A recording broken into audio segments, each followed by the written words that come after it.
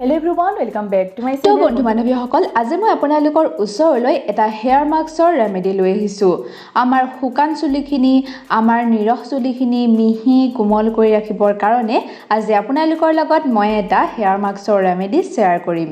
এতিয়া যেহেতুকে পূজা আহি আছে সেয়েহে এই হেয়াৰ মাস্কটো লগালে আমাৰ চুলিখিনি পেম্পাৰ কৰাও হৈ যাব লগতে আমাৰ ৰাফ চুলিখিনি কোমল আৰু মিহি হৈ পৰিব তেনেহলে কোনো ধৰণৰ পলম নকৰি বলক আজি ভিডিওটো আৰম্ভ কৰো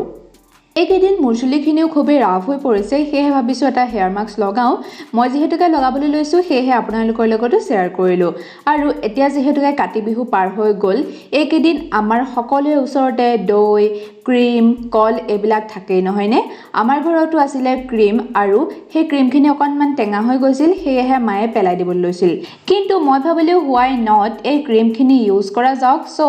মই এই ক্ৰীমখিনি দিয়ে আজি এটা হেয়াৰ মাস্ক বনাম সো এই হেয়াৰ মাস্কটো বনাবৰ কাৰণে আমাক লাগিব ক্ৰীম যদি আপোনালোকৰ ওচৰত ক্ৰীম নাথাকে তেতিয়া হলে আপোনালোকে দৈ ব্যৱহাৰ কৰিব পাৰে আৰু মই লৈছো দুটা কল এতিয়া মই এই এক বাটি ক্ৰীমখিনি আৰু দুটা কল ভালৰে মিক্সিত দি এটা স্মুথ মিশ্ৰণ বনাই লৈছো এয়া চাওকচোন কিমান ধুনীয়াকৈ মিশ্ৰণটো হৈ পৰিছে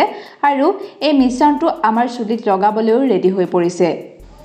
এতিয়া মই চুলিখিনি ভালদৰে আচুৰি দুটা সেকশন কৰি লৈছো আৰু ভালদৰে ইভেনলি মোৰ গুটেই চুলিৰ গুৰি পৰা চুলিৰ আগলৈকে এই হেয়াৰ মাস্কখিনি লগাই লৈছো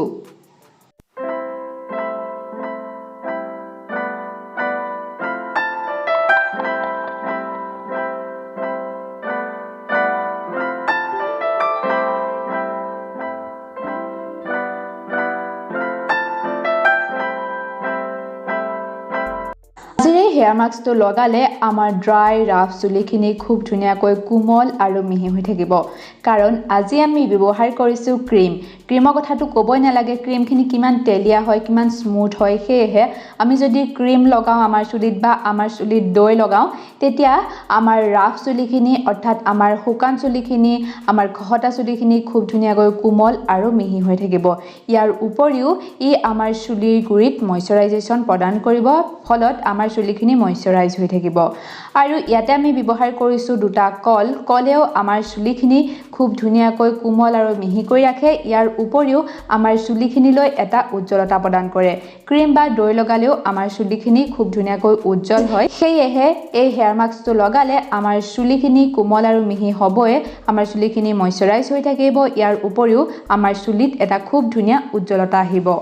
এয়া মোৰ চুলিখিনিত এই হেয়াৰ মাস্কটো লগোৱা হৈ গল এতিয়া মই এইখিনি 30 মিনিট নাইবা 1 ঘণ্টাৰ সময়ৰ কাৰণে এনেদৰে চুলিত ৰাখিম তাৰ পিছত মই শ্যাম্পু কৰি চুলিখিনি ধুই দিম এয়া চাওক মই চুলিখিনি শ্যাম্পু কৰি ধুই আহিলো এইখিনতে মই আপোনালোকক এটা কথা ক'বলৈ বিচাৰিছো আমি যেতিয়া আমাৰ চুলিত ক্ৰীম নাইবা দৈ ব্যৱহাৰ কৰো তেতিয়া আমাৰ চুলিখিনি অকনমান ষ্টিকি লাগে বা অকনমান তেলিয়া লাগে আৰু দৈ বা ক্ৰীমৰ গোন্ধটো আমাৰ চুলিত থাকি যায় সেয়েহে আপোনালোকে মেক শিওৰ কৰিব আপোনালোকে 5 দিনাখনো শ্যাম্পু কৰি চুলিখিনি ধুই দিব নাইবা 5 দিনাখন শ্যাম্পু কৰিবলৈ সময় নাথাকিলে আপোনালোকে 5 দিনাখন মানে এদিন এৰি তাৰ 5 দিনাখন আপোনালোকে শ্যাম্পু কৰি দিব তেতিয়া আমাৰ চুলিৰ পৰা তেলিয়া ভাবটো আঁতৰ হৈ যাব আৰু আমাৰ চুলিৰ পৰা দৈ নাইবা ক্ৰীমৰ গোন্ধটো আঁতৰি যাব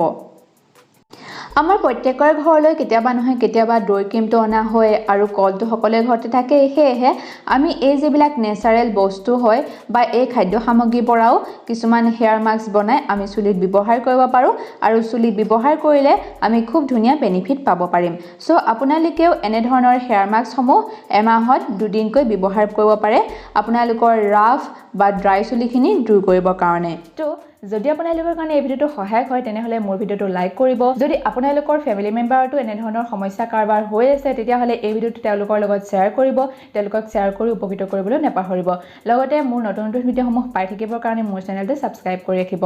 তেনেহলে বন্ধু বান্ধৱীসকল আজিৰ এই ভিডিওটোৰ পৰা আমি বিদায় মাগিছো মই পুনৰ আপোনালোকৰ ওচৰলৈ এনে ধৰণৰ হেল্পফুল ভিডিওসমূহ লৈ আহিম তেতিয়ালৈ ধন্যবাদ